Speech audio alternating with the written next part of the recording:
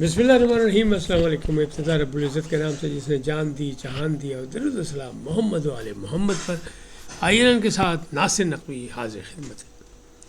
नाज़रीन, अमरीका ईरान जंग के फैसला कुन लम्हात, आबनाए हरमज़ क्यों खुली, फ्रांस में एक बड़ी बैठक, ट्रंप कभी हाँ कभी ना, ये क्या कहानी है ये भी आपको बताते हैं। और बुशरा बीबी कहाँ है और कैसी हैं, इन तमाम बातों पर गुफ्तगू करूँगा। लेकिन पहले आपसे गुजारिश कि आइए इनको सब्सक्राइब करें, लाइक करें और घंटी का बटन दबाना भूलें, बल्कि अपनी कीमती राय का इजहार अपनी शख्सियत के मुताबिक करें। जी नाज़रीन, पहली बात कि तीसरी जंग टल चुकी है, तीसरी आलमी जंग पाकिस्तान की वजह से अल्हम्दुलिल्लाह। और फील्ड मार्शल ने ईरान में जाके जो किरदार अदा किया, जो बातचीत की और जो उनके ख़दशात, तहफ़्फ़ुज़ात और गारंटी की बातें थी, उनका मसला दूर किया, तो उसके जवाब में ही एक ये बड़ा फ़ैसला आया।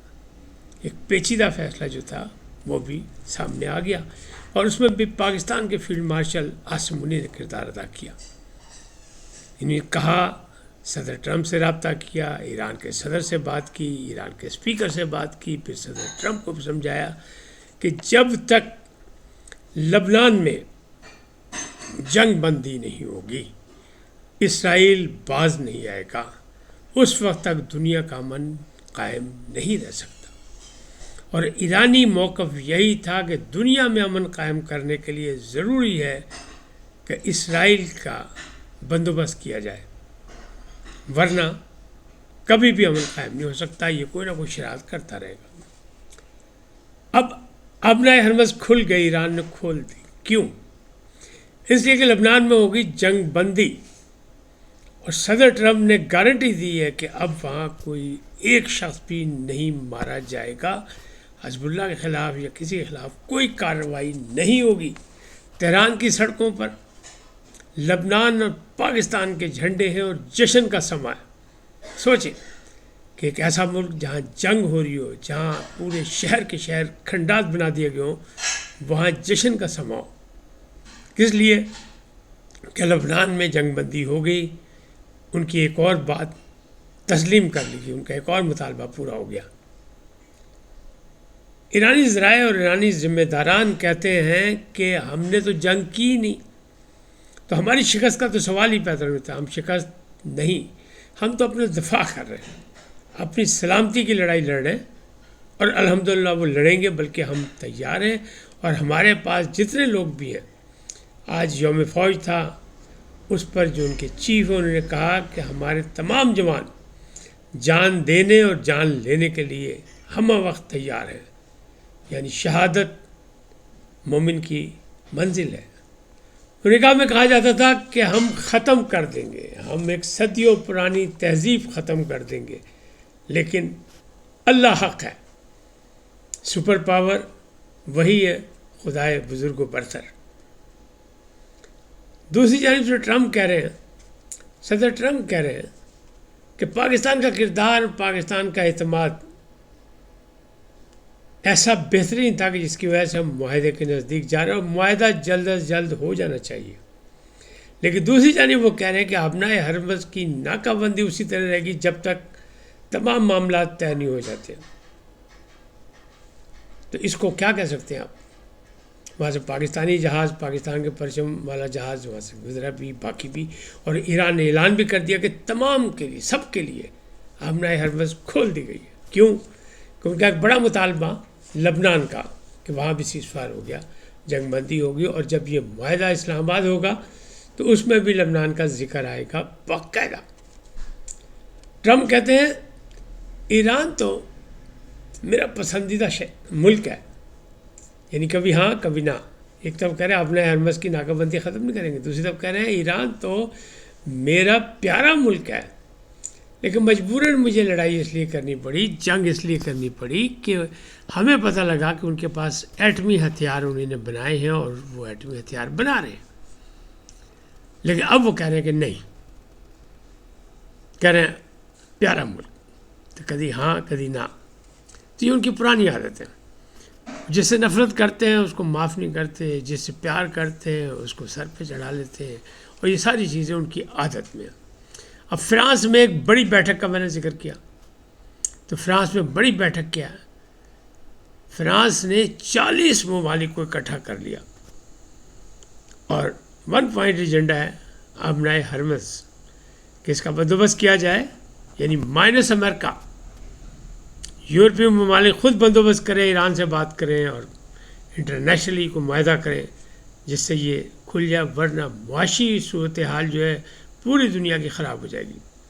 تو 40 ملک وہاں اکٹھا ہیں. پھر فرانس نے ایک پیشکش کی ہے کہ وہ جو بارودی سرنگیں آبنائے ہرمز میں بچھائی گئی تھی اس کی صفائی کا کام ہم کر سکتے ہیں.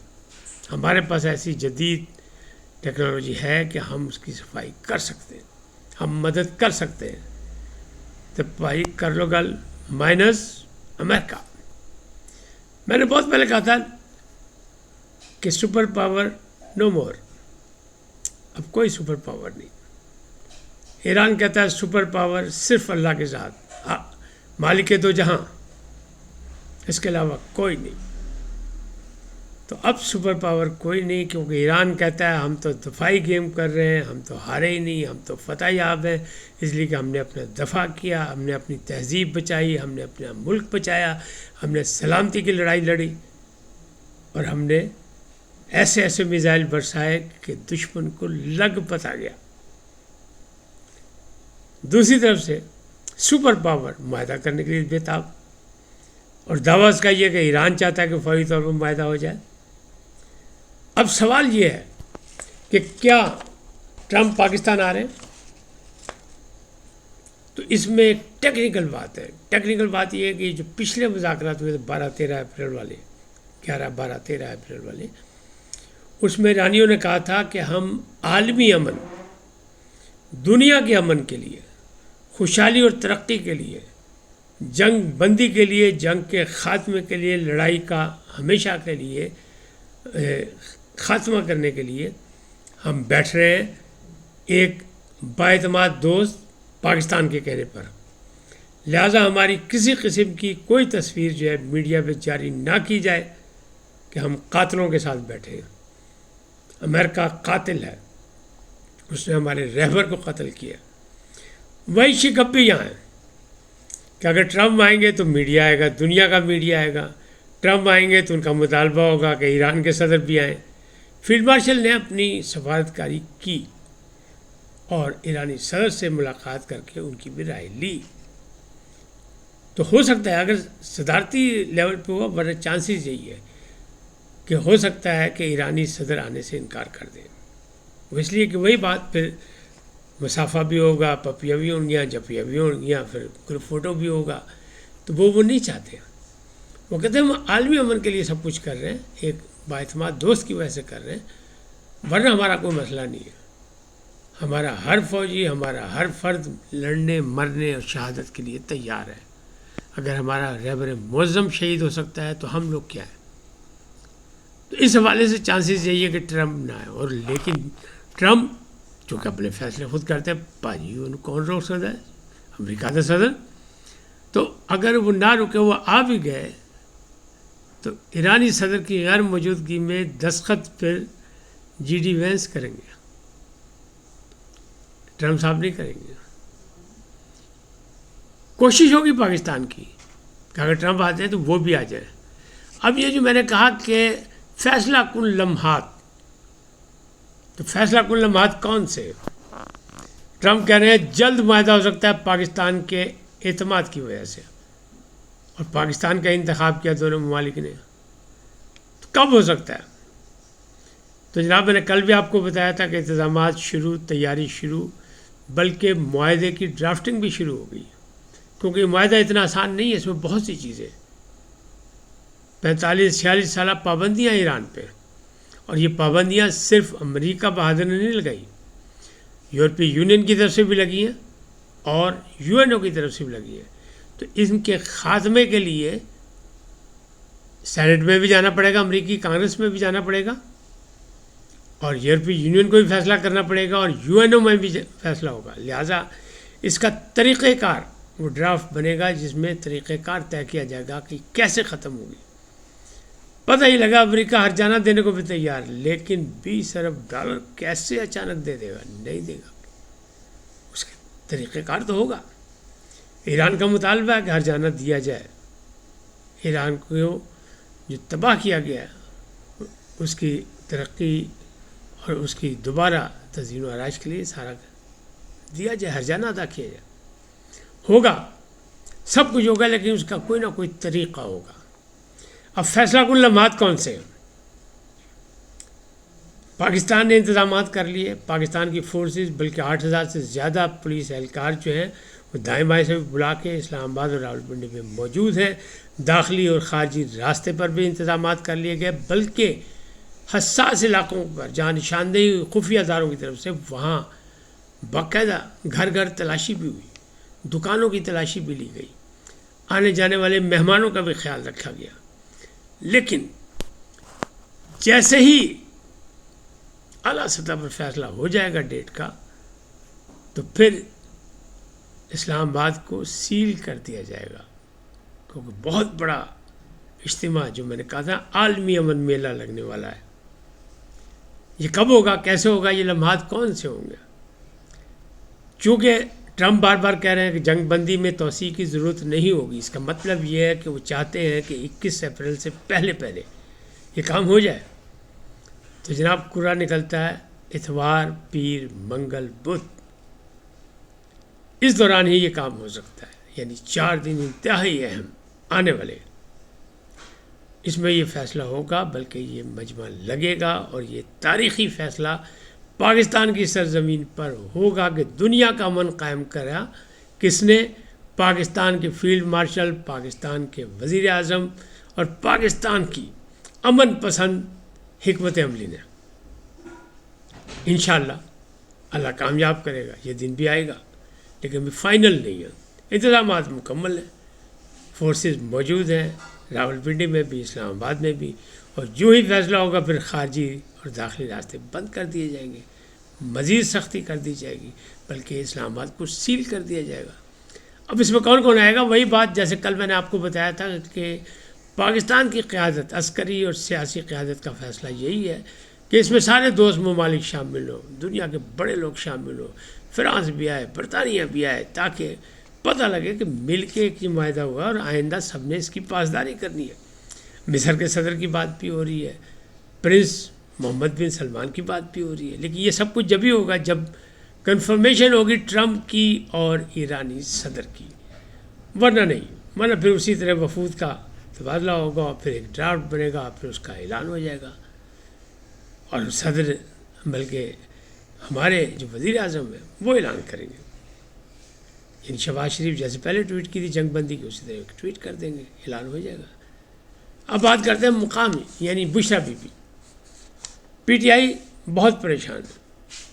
ایک تو اختلافات ان کے بڑھتے ہی جا رہے ہیں، گروپنگ کم نہیں ہو رہی، تو اس پہ بات زیادہ نہیں کریں کہ انٹرنیشنل ماحول بہت گرم ہے، تو اس پہ زیادہ بات ہے کیونکہ سب کی زندگی اور مستقبل کا معاملہ ہے. تو لوکل سیاست جو ہے وہ کم ڈسکس ہوتی. لیکن بشرا بی بی کی دائیں آنکھ بھی مطلب پریشان کن صورتحال تھی.